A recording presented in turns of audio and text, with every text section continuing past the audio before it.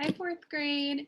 It's Ms. De Silva here, your school counselor. Thank you so much for joining me another week. We are going to continue talking about bullying prevention since we are still in the month of October. So today we are going to focus more on bystander power. I'm pretty sure that you have all heard the word bystander before, but if you haven't or you can't remember what it means, we're going to talk about it in just a minute. So again, remember October is National Bullying Prevention Month. So all of us work together at Darnell to keep it safe and to keep Darnell free of bullying. And whether, even if you aren't directly involved in bullying, you're still able to do your part to make sure it doesn't happen at our school. And that's whether we're in online learning or in-person learning, because bullying can happen online too, right? So in our last lesson, we talked about the 3 R's of bullying, which was recognize, report, and refusing bullying. Those are the 3 R's. So let's think, what are some things that help you recognize that a situation is bullying rather than just a one-time argument? We talked about this last week.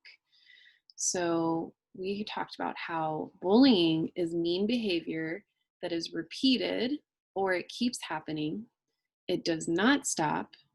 It's unfair and it's one-sided. We also talked about reporting. What did we say you could do if bullying happens to you or if you see it happening to someone else? That's right, you can report bullying to a caring adult. And you have caring adults at school and at home. Finally, you can refuse bullying, that's our 3rd R, by saying words that mean no.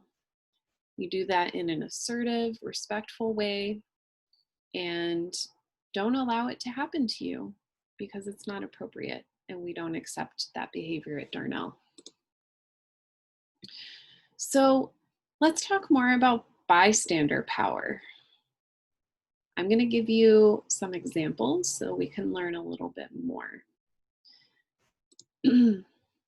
So we're going to watch a short clip really quickly.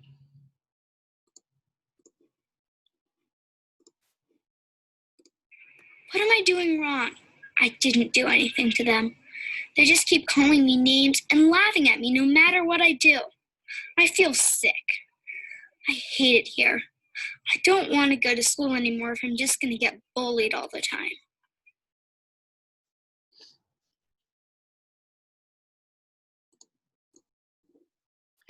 So did watching that make you feel uncomfortable at all?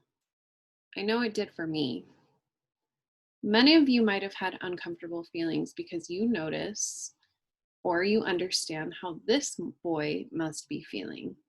Remember, when you understand or try to understand how another person's feeling, you are having empathy for that person.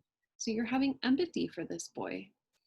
When you see or you know that bullying is happening to someone else, you are a bystander. Just like many of you felt uncomfortable when you listened to his story, you might have uncomfortable feelings when you are a bystander to bullying. So when you're a bystander, you might have so many different feelings. Remember, you can have more than one feeling in a situation. It might make you feel uncomfortable. You might feel sad for the student who's being bullied. You might feel angry of the student who is bullying, but maybe even kind of afraid of them. You might feel kind of guilty for not doing anything to help, but you might even feel kind of relieved because you aren't the only one that's being bullied, or you aren't the one being bullied, right?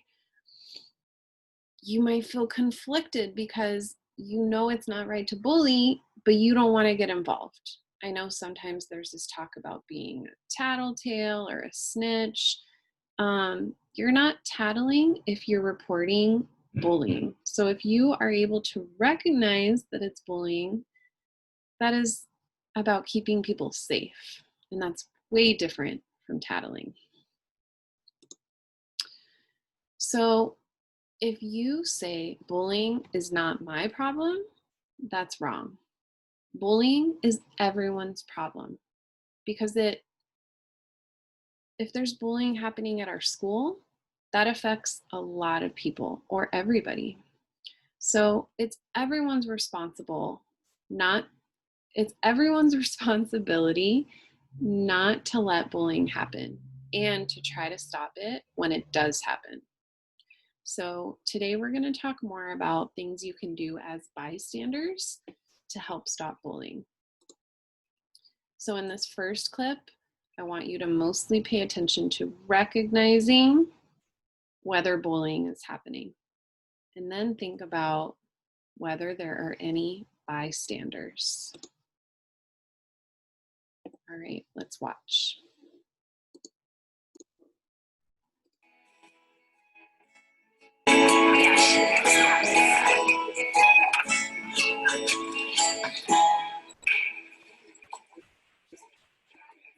Excuse me, loser. I don't think so. What? You lunch here with us? I do not think so. No room here for losers that mess up and make us lose the game. I'm sorry, Val. It was a mistake. You are the mistake, girl. We should have never let you play, so see ya. We don't want you here. Right, girls?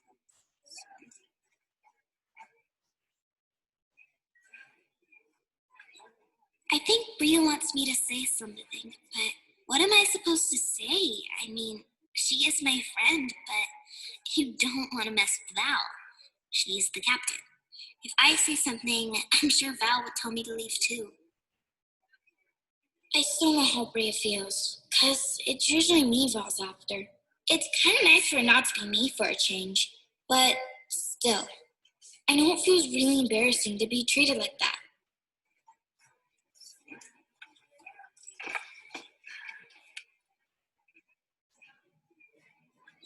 Could I feel any worse? Look at how sad she is. It's not fair that we all have to feel this way just because of Val. Is no one ever going to stand up to Val? I can tell Tawny feels bad too. I'm going to talk to her. We need to do something.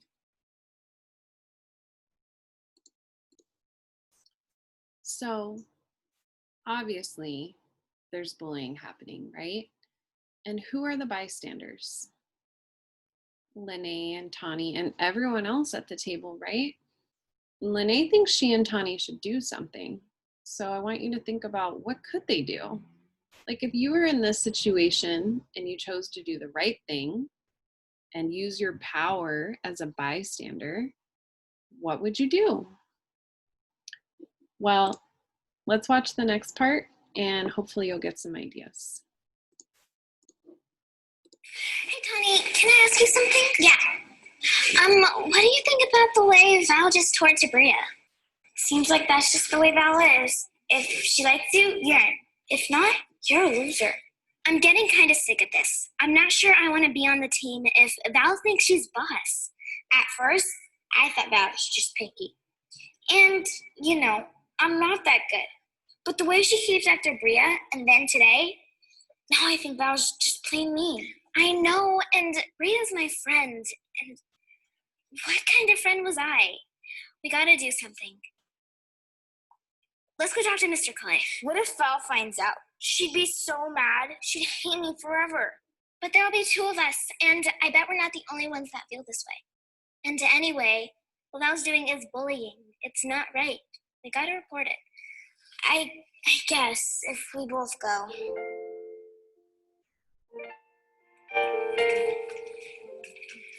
Hi, Mr. Clay. Can we talk to you about something? Of course, girls. What's going on?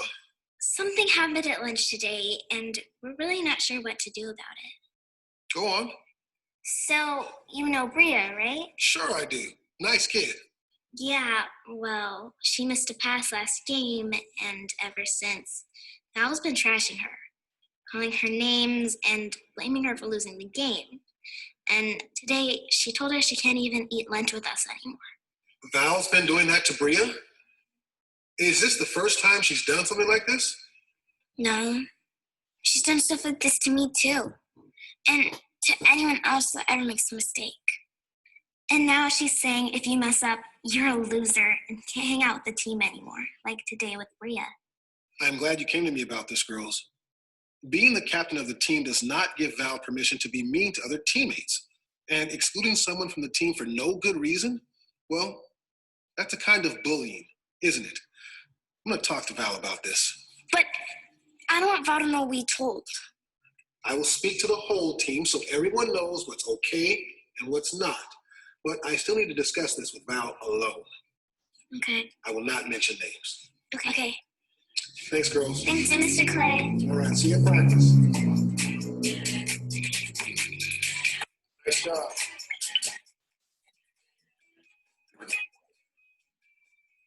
Rebounders, remember to go under the basket and around. Out of the way. All right. Nice work, nice work. Okay, girls, before we finish practice today, I want to talk about a few things. Let me have all your hands first. 1, 2, 3. Go team! All right. You all like playing ball? Yes. Good. If we want to continue playing team basketball, then you all need to know that being on a team carries certain responsibilities. We're like a family. We work together, we cheer each other on, right? Yes. Can we count on each other? Yes. Do we support each other? I'll support you if you're good enough. Each and every one of you has a right to be on this team. Singling anyone out and making them feel bad by calling them names, putting them down, or excluding them is not teamwork, and it's not allowed. It's bullying. If I hear about any disrespectful behavior, there will be playing time consequences. It's not okay. Am I clear? Yes, Coach. We treat each other with respect. You all don't have to be best friends, but you all do need to be respectful to each other. Got it? Yes, Coach. All right. One more time on 3. 1, 2, 3. Go team! All right. Well, you guys go ahead and get changed, and I'll see you guys tomorrow. Have a great day. Hang on a minute, Val. Yeah, Coach? I need to talk with you.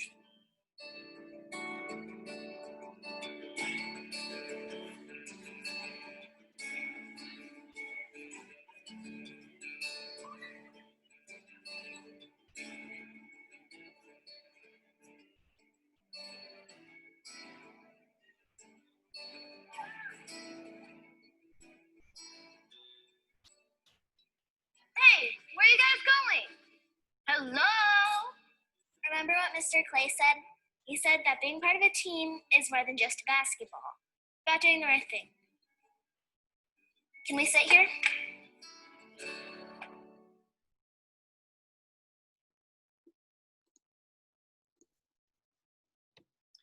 So for Lene and Tani, it wasn't really that easy for them to use their bystander power and to stand up to Val, right? But doing the right thing and helping stop bullying takes a lot of courage.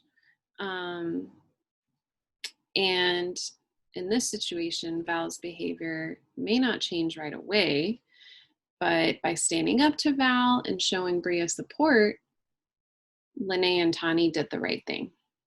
And since the two of them did the right thing, it'll make it easier for the others on the team to stand up to Val and support each other.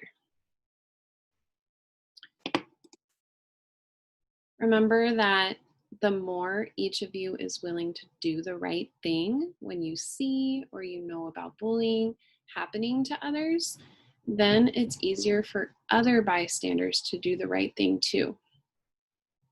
So use your bystander power and use it in a positive way. Let's look at this poster.